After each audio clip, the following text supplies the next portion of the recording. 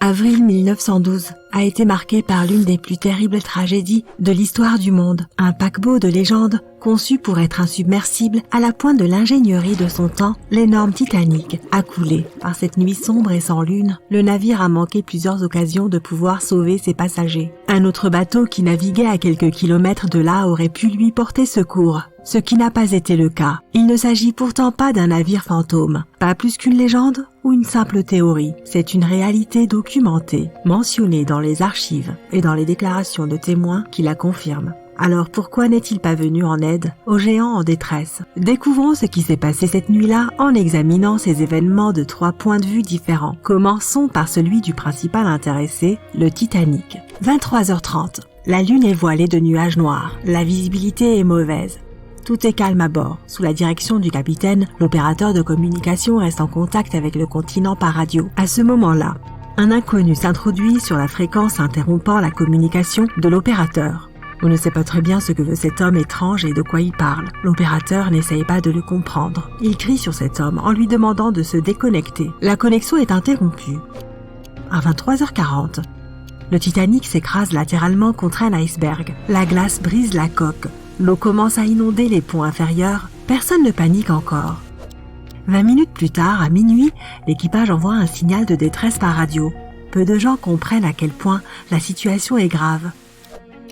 Après 20 minutes, à minuit 20, on commence à descendre des canaux de sauvetage avec des passagers.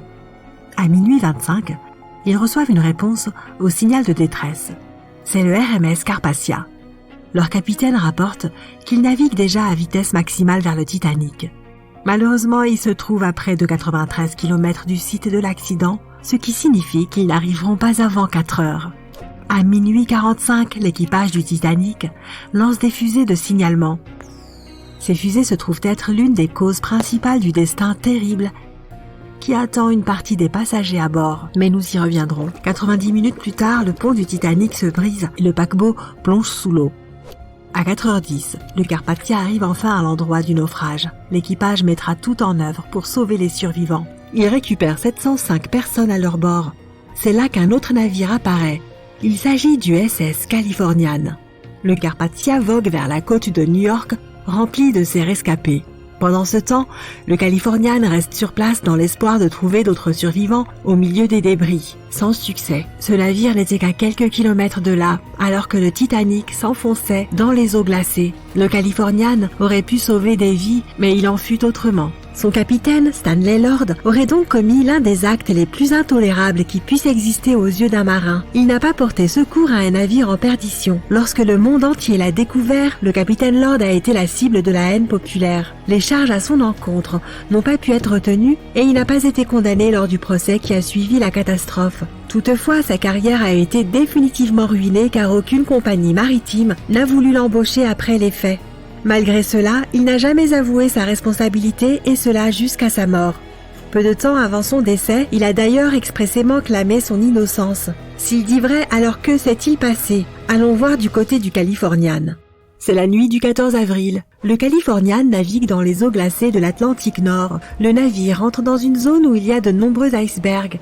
À 22h10, le capitaine Lord décide de mettre son vaisseau à l'arrêt. Il est trop dangereux de se déplacer dans cette zone car en cas d'impact, la coque risque d'être endommagée. À 23h, le Californian commence à dériver. Se déplacer dans de telles conditions est extrêmement difficile, surtout avec une si mauvaise visibilité. Le capitaine sait que le Titanic doit passer par là. Il ordonne donc à l'opérateur radio d'avertir le navire du danger. L'opérateur radio, dénommé Evans, allume l'émetteur et essaie de contacter le Titanic. Au bout d'environ 30 minutes, la connexion est enfin établie. À ce moment-là, l'opérateur radio du Titanic est en communication avec le continent. Evans interrompt la conversation et essaye d'avertir le Titanic du danger qu'il court. L'opérateur ne comprend rien à ce que dit Evans et s'agace de son irruption intempestive sur le canal radio. Il se met en colère, crie sur Evans et finit par couper la connexion.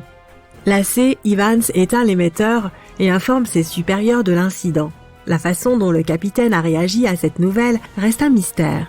Il a probablement pensé que le Titanic était au courant du danger. Il laisse Evans aller se coucher. Si Evans n'avait pas éteint la radio et était resté éveillé 1 heure de plus, il aurait entendu le signal de détresse provenant du Titanic. Difficile pourtant de le blâmer dans ces circonstances. En effet, il n'a aucune raison officielle à ce stade de ne pas quitter son poste. Il est épuisé et ne pouvant pas lutter contre la somnolence, il va se coucher. Le Titanic, pendant ce temps, commence à couler. Son capitaine envoie un signal de détresse. L'opérateur à bord du Carpathia le capte, mais pas le Californian dont le récepteur est coupé. Le capitaine Lord n'arrive pas à dormir. Il sent que quelque chose ne va pas. Le Titanic est en train de s'enfoncer dans l'eau et cela va très vite. Le capitaine donne l'ordre de lancer les fusées, erreur qui s'avérera fatale. Les feux d'avertissement lancés ne sont pas rouges.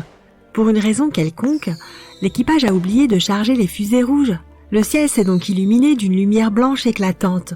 Cependant, pour signifier une situation de détresse, le protocole stipule qu'il faut utiliser des feux de couleur rouge.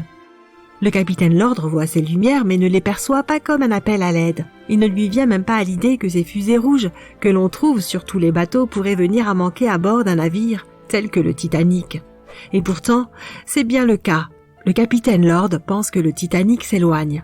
Il y a peut-être une raison inconnue derrière ces lumières blanches, mais il ne le sait pas vraiment.